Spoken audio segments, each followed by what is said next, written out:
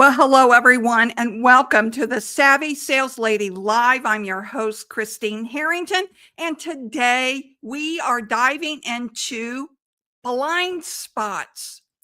We all have blind spots when it comes to selling, but today we're going to go over 3 common blind spots that I find when I am coaching sales professionals.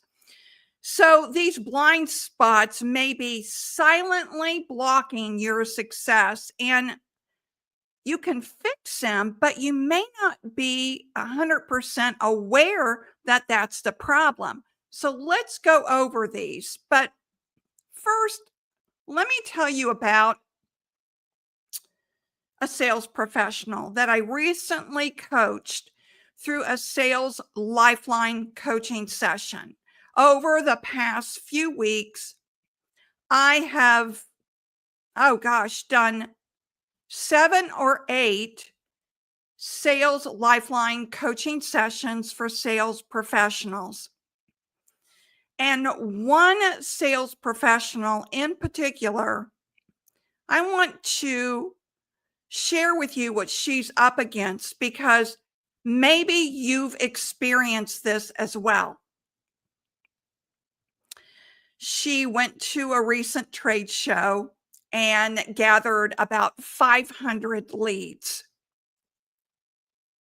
And after gathering and working that trade show, as she told me, so hard and gathering 500 leads, what did she do? She sat on the leads and didn't follow up timely. Now, I have done this before in my past and learned a hard lesson years ago doing this. And if you've ever done that, you know what I'm talking about. Once you get those leads, you have to follow up on those leads within 24 to 48 hours after you get back from the trade show in order for those leads to, number one, remember you because they've talked to a lot of people. But number two, and what I told her, I suspect the reason why, when she finally reached out to them a month later, not a week later, but a month later, I told her that more than likely her competitors got in front of them right away and already sold them. It's so important when you're doing trade shows that you're following up within 24 to 48 hours of that trade show to take advantage of those new warm leads that you have now received. And while you're at the trade show, if prospects are jumping out to you as being like the perfect prospect, you know what I mean? Invite them to dinner one night at the trade show, not to sell them, but to start a relationship with them so that when you do follow up with them, they're more likely to take your call because You broke bread with them. Or if you can't do dinner, then maybe drinks after one of the trade show days, or sharing lunch together. Anything to start that relationship. Again, not to sell, but to start the relationship. Okay. I hope you all are doing that, because that's so vital, especially at trade shows. I mean, you've got them captive, right? So take advantage of that. All right. Let's get into the 3 common blind spots. I already went over one of them with you, and that is she waited too long. And that's actually blind spot number 3. Let's get into all of them, okay? All right, the first one is inconsistent prospecting trap. Many reps start strong prospecting. Monday morning, they're gonna prospect every single day. They start strong, and then inconsistency happens. Tuesday, maybe they don't prospect as much. Wednesday, maybe they only prospect a couple of times. Maybe Thursday comes around and Friday comes around and they blow off prospecting altogether. So these inconsistencies create a start or a stop-start cycle that kills momentum. Now, have you ever cold call and you just felt like you were on a roll? Maybe you didn't connect with everyone that you cold call, but you felt like you were on a roll because you were connecting with the ones that you did talk to. You just felt a strong connection. That's momentum. Those are the times that you want to keep calling and you want to keep prospecting, right? So here's an action tip you can take, okay? So let me go back first to a teaching point. Success is built on systems. They are not built on bursts of activity. Consistency every single day in prospecting. I mean, I have said this over and over again. You should be prospecting every single day, not just when you feel like it, and definitely not when you're out of leads. That's the worst time you should be prospecting, because when you're out of prospects, then you feel desperate. The desperation sits in. So again, success is built on systems, not bursts of activity. Write that down. Here's an action step you can take, and write this down. Set a non-negotiable 30-minute daily block for outreach. All right, let me say that again. Set a non-negotiable 30-minute daily block for prospecting outreach every single day, 30 minutes. If you can go longer, great. If you can't, just make it a dedicated time in your calendar every single day, every single week, every single month. That's what creates consistency and momentum. Would you tell me in the comments how many prospecting calls and emails that you made so far this week? Would you drop that in the comments? I would love to know. All right. Let's move to blind spot number 2. And that is the weak talking points in emails. The weak talking points in emails.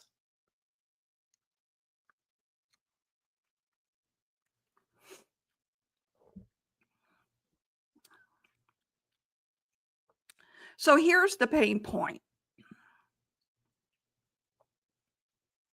Salespeople wing it. they skip the questions, or they talk too much. They may product dump when the prospect hasn't even asked about the product. They have lousy emails that are all about them. Hi, John. This is Christine from XYZ Company. We do da da da da da. They don't care. They don't care. They only care about their issues and problems. Now, I write emails for my clients all the time. When they become a client of the Savvy Sales Lady, me, I help them write their emails, their talking points. I help them write good voicemail messages so that they can keep the momentum going. It's just really easy emails that I write with my email structure that I have. And there's specific things you need to do in your emails in order for them to be effective. Just winging it on an email and just sending information and just sending an email without any thought to the process is why they're not opening your emails and why your emails are not being responded to. So you have to learn how to write. And that's what I teach you in my coaching sessions. Now, when you're in a sales conversation, here's another area that I see blind spots in sales professionals. They'll ask a question, then listen, then ask a question, then listen, then ask a question, and then listen. That becomes an interrogation. So what you should do is to have a conversation. You want to ask a question. You want to listen to the response and then make a statement about the response that the prospect just made. That's what a conversation is. It's this back and forth of ideas, not just interrogating through question after question after question. So when you ask a question, listen, not to respond, but listen to understand. So you're going to listen to what the prospect says. Then you're going to make a statement based on what the prospect just said. Then you can come back, and if he says something else or she says something else, then you can ask a deeper question in order to go deeper into that statement. Okay? So ask a question, a statement, maybe a second statement after they've responded to your statement, then ask a deeper question. That's how you have a conversation flow. So here's an action step for you.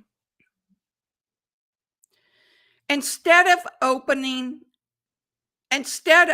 pitching your product or service, ask a question around your product and service. Okay? So we've all been programmed to pitch. That's not what you really should be doing. You should be asking a question around what your product and service can solve. All right? What I mean by that is this. So I sell my coaching and training services.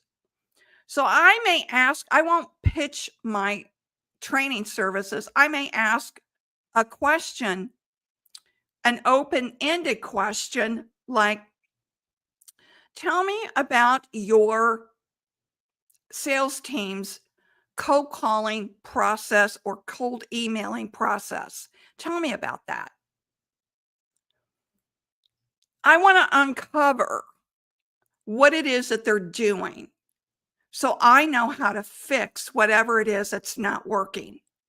Okay? I'm not pitching what it is that I can do to help them. Without a doubt, I can help them. So I'm trying to open up the conversation by learning a little bit more about what their issues and problems are. Does that make sense? So instead of pitching, ask a question, an open-ended question to get more information. Let's move on to blind spot number 3. And that's the follow-up black hole that I mentioned at the very start of this podcast. All right. So here's the pain point for most salespeople. They're lost, not because of a no response, but because reps don't follow up enough. They don't follow up enough. Now, here's a staggering statistic I just looked up this morning when I was getting ready for this podcast. It astounded me because it's worse than I thought. Hold on.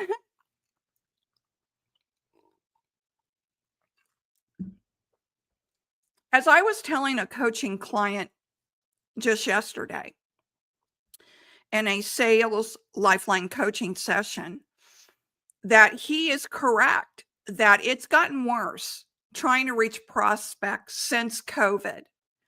I don't know why that shift took place, but prior to COVID, it was a lot easier getting hold of prospects. Now it's not. It really isn't. I mean, I've experienced that myself, so I agree with his statement wholeheartedly.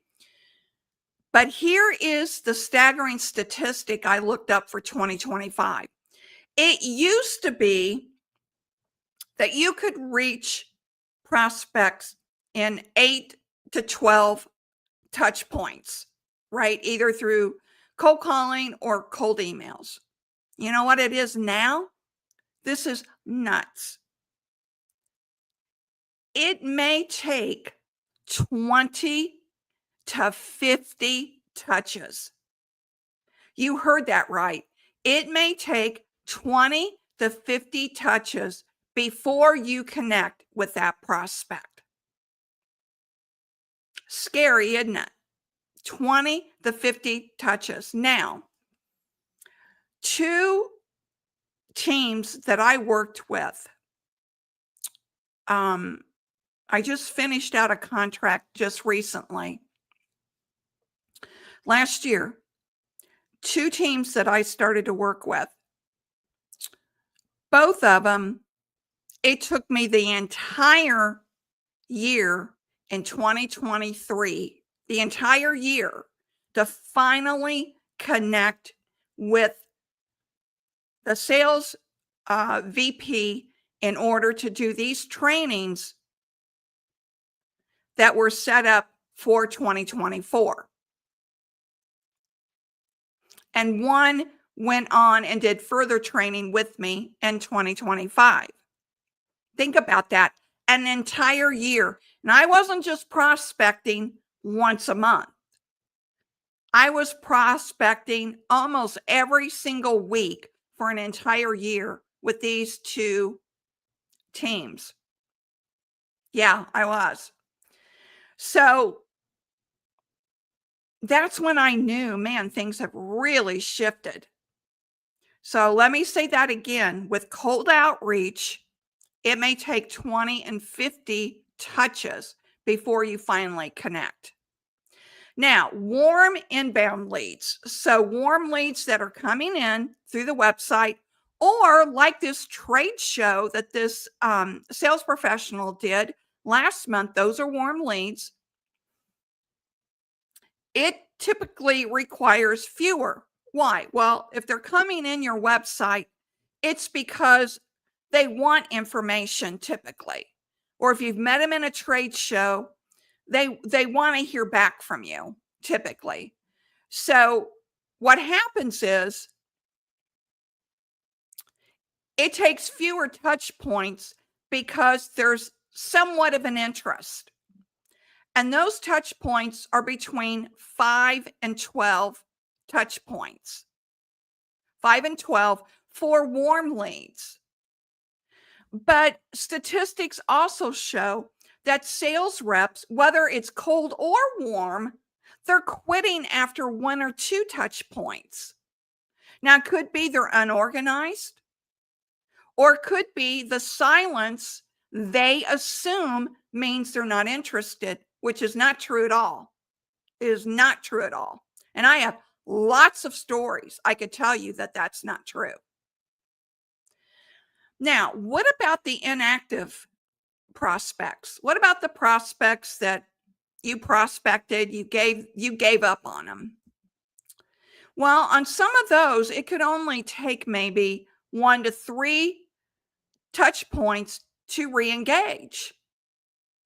So don't discount maybe inactive customers or inactive prospects. Go back and try to start the outreach again with them. Okay. So let me give you an action step for blind spot number 3. What I want you to do is follow up every 3 days for the first 2 weeks. All right? Follow up every 3 days for the first 2 weeks. Then weekly until you get an answer. All right? Now, what's the longest? I'd love to hear from you. Would you put in the comments, what's the longest you've gone before hearing back from a prospect? And did you follow up? What's the longest you've gone before hearing back from a prospect? And did you follow up? Okay, I'd love to know your thoughts on that. Okay. So let's summarize the blind spots. Blind spot number 1 is inconsistent prospecting. Number 2 is weak conversation flow and lousy emails. Number 3 is the black hole of follow-up. Follow-up black hole is number 3. Because the blind spots are important because they cost you sales. All right. Once you see them, you can fix them.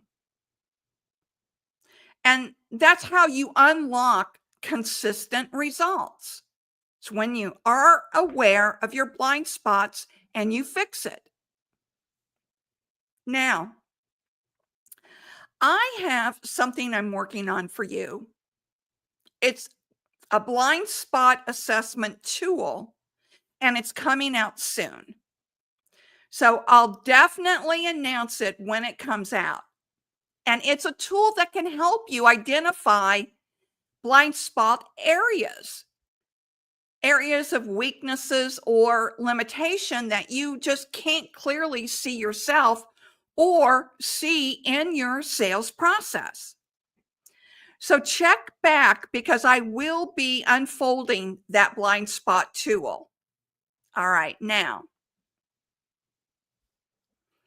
if you need deeper help, I'd like to offer you the Sales Lifeline coaching session.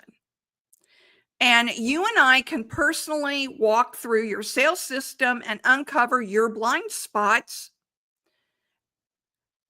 And we can work together in order to create a better consistency effort for you and more of a strategic plan so you can end 2025 strong, right? I mean, we're in the middle of September, so we only have 3 months left. So if you need help, then book a Sales Lifeline session. It's 75 minutes long, and we'll diagnose what's holding you back and give you a plan to move forward. Okay. So the link is in the description area of the video. And then once the live stream is over, I'll put it in the first comment area as well. So remember to stay savvy, and I'll see you Thursday at the next Savvy Sales Lady Live.